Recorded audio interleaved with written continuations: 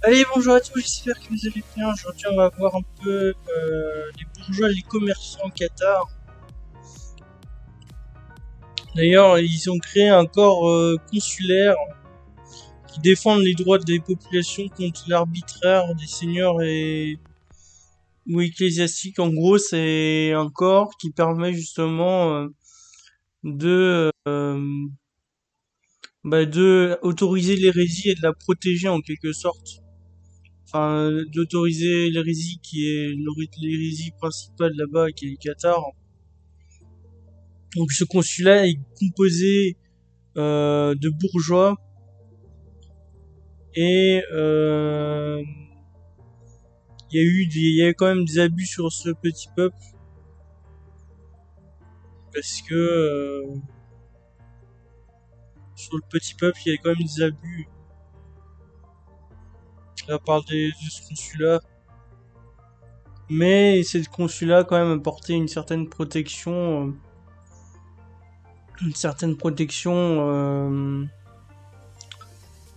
au, enfin, au Qatar. Donc il y a la pratique du commerce qui est envisagée, qui est de pénétrer dans la noblesse. Les commerçants, donc il y a Pierre Moron,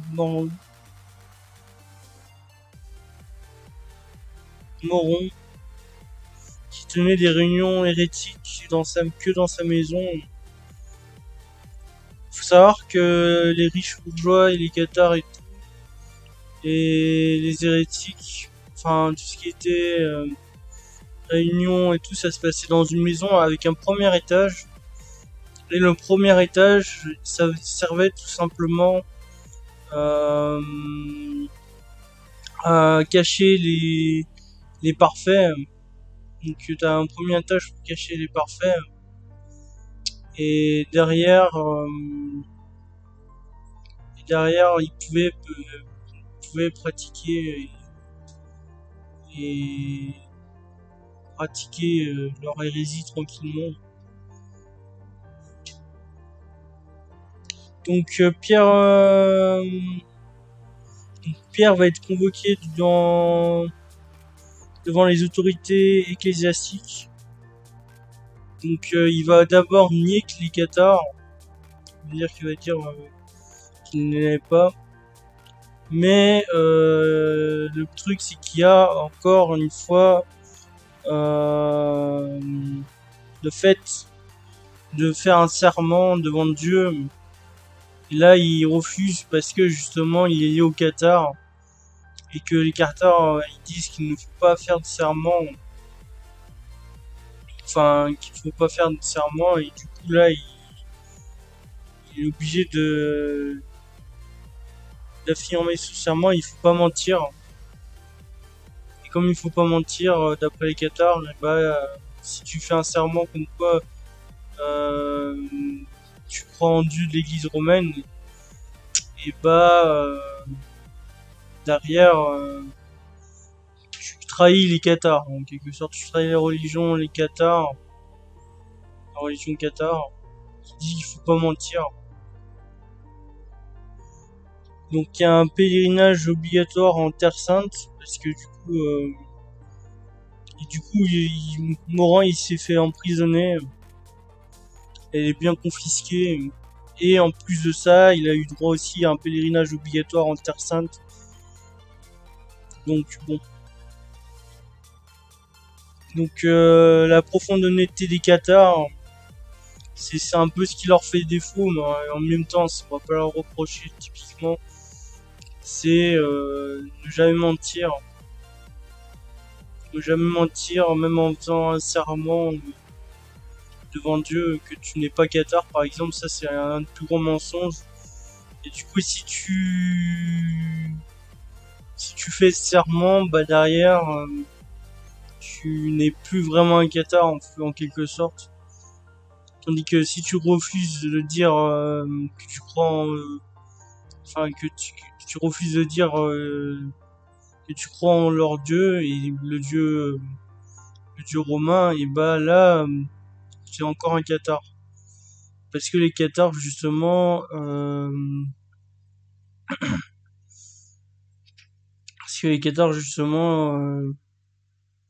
la musique qui s'est arrêtée d'un coup. Parce que les cathares, justement, c'est la conception, c'est voilà, et c'est leur conception un peu du monde. Et on ne doit pas mentir. Donc ça fait partie de ce qu'ont dit les cathares.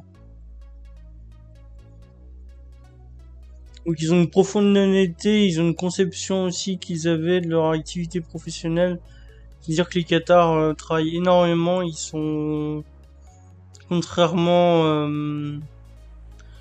à la religion chrétienne où tu te voues au culte, là tu te voues aussi un peu tu te voues aussi au travail. Comme comme je vous rappelais dans la dernière vidéo, Paul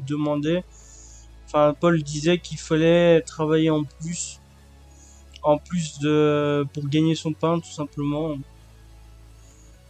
Et du coup, c'est vrai que on n'a pas suivi les évangiles de Paul du côté de l'Église romaine, et on a suivi et par contre les cathares ont suivi l'évangile de Paul. Donc il y a un lien entre les cathares et le capitalisme aussi. Parce que les cathares vont avoir pas mal de commerçants et de bourgeois qui vont travailler pour eux, qui vont créer des forteresses, qui vont les accueillir, qui vont créer des forteresses, qui vont les accueillir dans des forteresses et qui vont les accueillir dans des châteaux pour les protéger un maximum. Et du coup, voilà. Donc, il y a une industrie qui est peu développée, mais là, du coup, du côté des artisans, il y a une industrie peu développée, mais au XIIIe siècle, la plus importante, ils avaient, les cathares, l'industrie la plus importante de draps. Donc c'était des draps fabriqués en Languedoc qui se vendaient un peu de partout, qui rapportaient vraiment pas mal d'argent, ce qui permettait plus ou moins les prédications après plus faciles. Donc les artisans, ils travaillaient sous la direction d'un ancien. Alors qu'est-ce qu'un ancien? C'est quelqu'un qui est élu par un parfait cathare. Et l'ancien, il va surveiller ce que vous faites, et il va plus ou moins aussi continuer les prédications.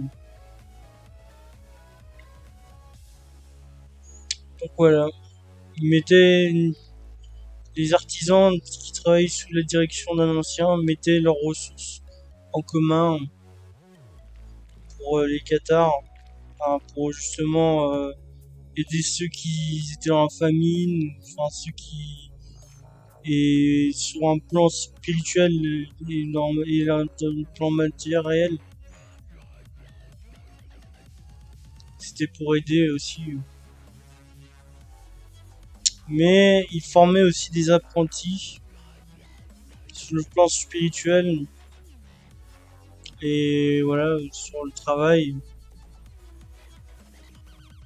L'action du clergé l'action des artisans attrayait la sympathie. On dit que l'action du clergé attrayait l'antipathie parce que le clergé avait beaucoup plus d'argent, et du coup ça fait que derrière tout le monde se tournait un peu du clergé parce que les artisans, eux, ils travaillaient alors que le clergé ne travaillait pas pour gagner de l'argent. C'est la différence entre le clergé et le et les artisans. Donc il y a des lieux de vie, c'est des maisons, donc c'est des maisons la part du temps où il y a un atelier permettant la foi et le travail de la catéchisation des fidèles. Donc c'est souvent dans des maisons avec un étage et tu pouvais justement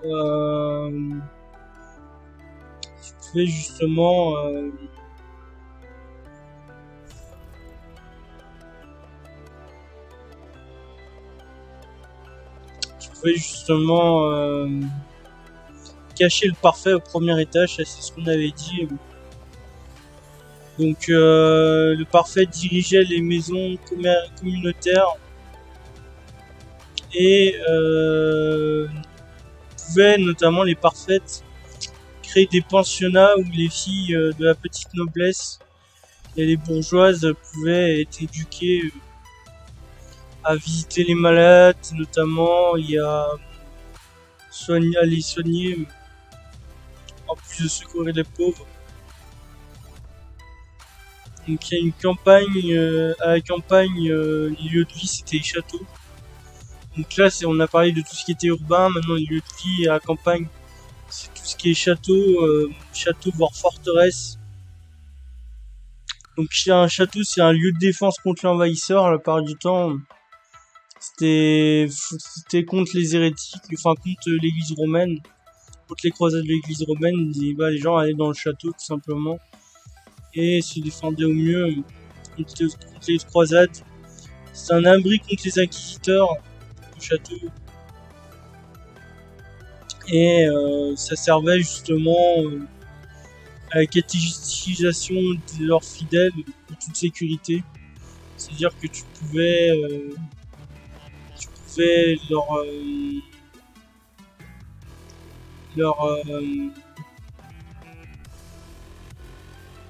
leur apprendre tout ce qui est le catéchisme, tout ça, tout ce qui est la pensée, la doctrine cathare en toute tranquillité.